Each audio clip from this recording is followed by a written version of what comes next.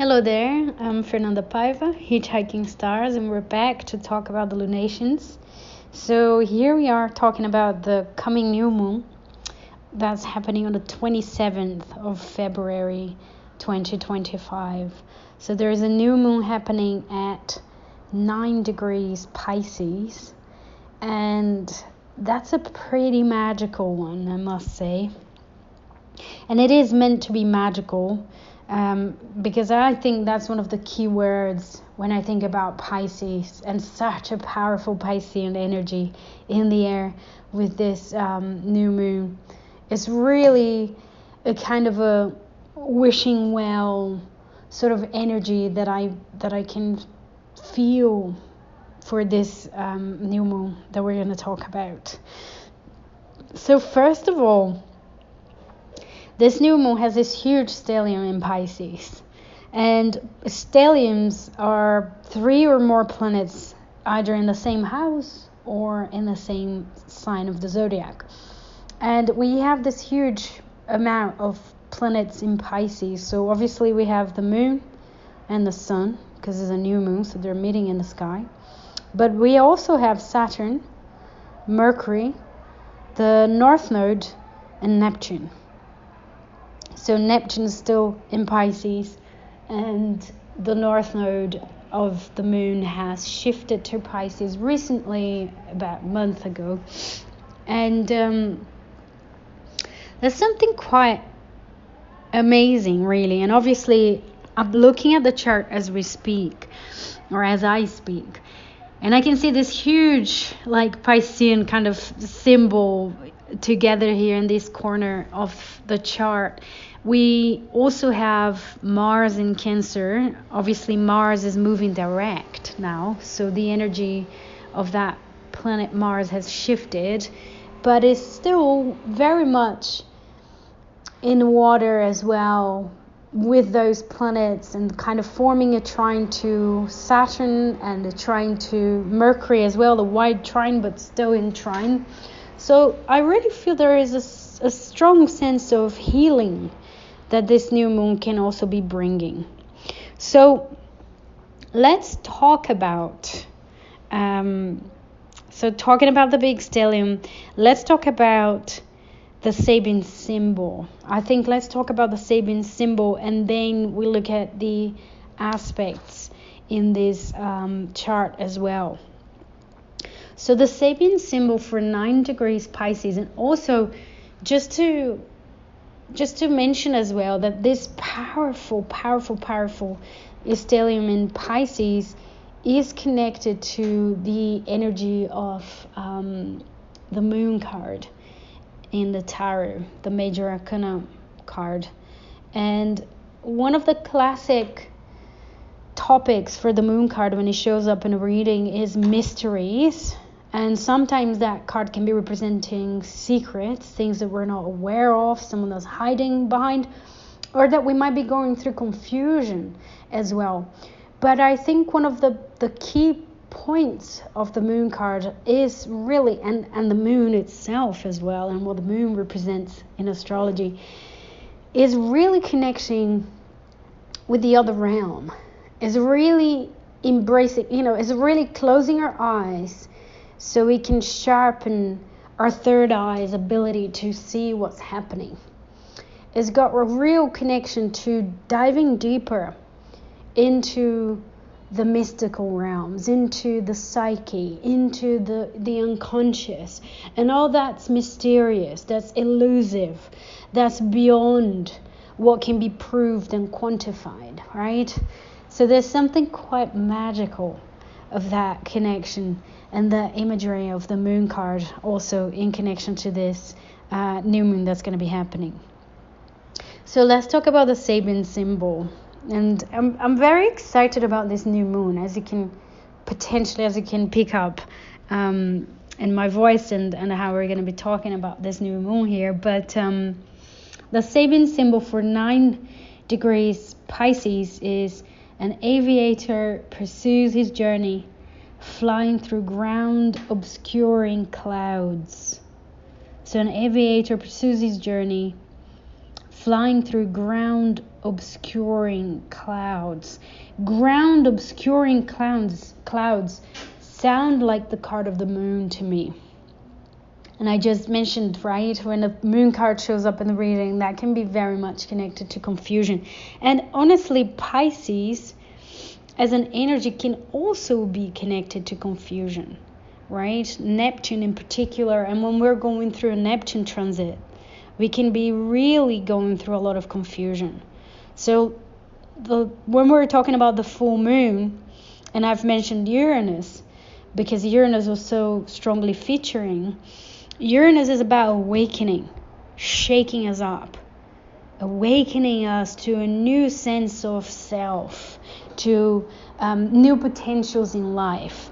We have insights. We have that really strong lightning bolt moment, right? Now, with Neptune, we dissolve slowly the old ways. So there is a real sense of confusion during that dissolution. We're not sure what's happening, who we are anymore, but we're not really, it's very unclear until we actually emerge on the other end. And I feel that the energy of Pisces can have that as well. And the imagery of the aviator pursuing his journey and flying through these ground obscuring clouds is a great imagery and symbolism for that sense of confusion, potential confusion. Now, clouds, and we can see that in the context of tarot as well, clouds can be very much connected with thoughts. And we see clouds very much in that context in the suit of swords, right? When we see the Queen of Swords and there are no clouds there, so she's very clear-headed and holding that sword really straight. And so clouds can be very much symbolizing thoughts and overthinking and etc. And obviously, the aviator pursuing his journey and flying is the potential for this new moon in Pisces as well, and the amount of strong Piscean energy that we have here. We can really, again, there is this real potential for the wishing well, the imagination, soaring with our imagination, and really setting intentions for something that's way higher than what we're accustomed to or what we would dream of even. Now, obviously, with the amount of Pisces there's always the danger of setting intentions that might not be realistic enough. You know, we don't have the power to manifest them in this moment, or they're not the right thing for us in our journeys, right?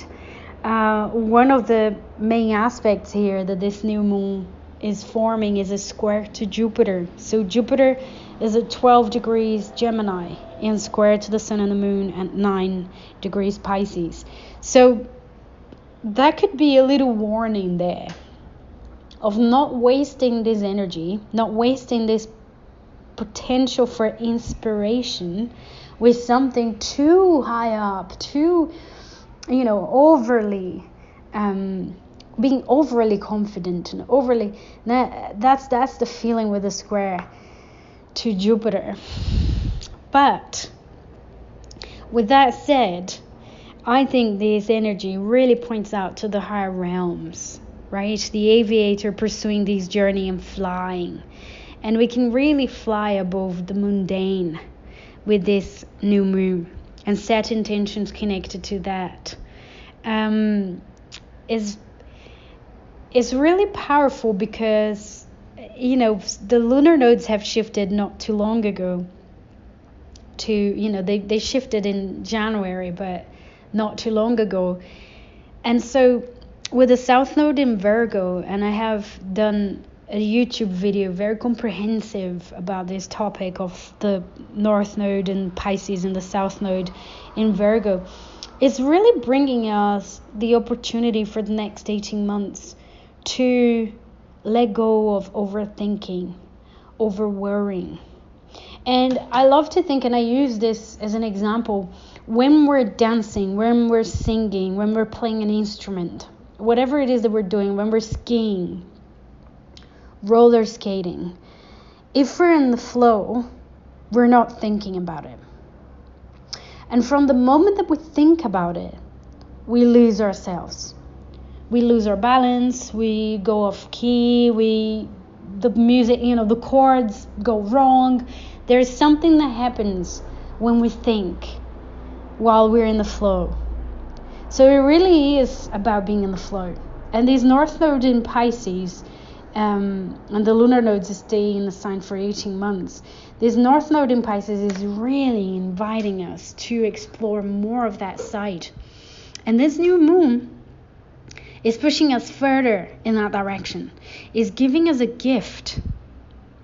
Is giving us a gift of divine inspiration. We can also pursue our journey. We can also soar in the sky above the confusing, obscuring clouds, which are connected to the thinking, the overthinking.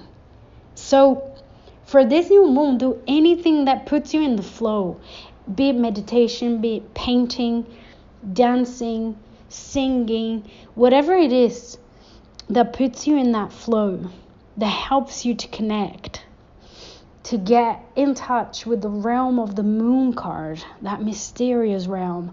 Do it. Because the seeds that you plant during that time can bear some amazing fruits later on. Some beautiful fruits later on, very much connected to healing as well, transcending, it's got something to do with changing our viewpoint as well. Letting go of that overanalyzing, overthinking, over-worrying,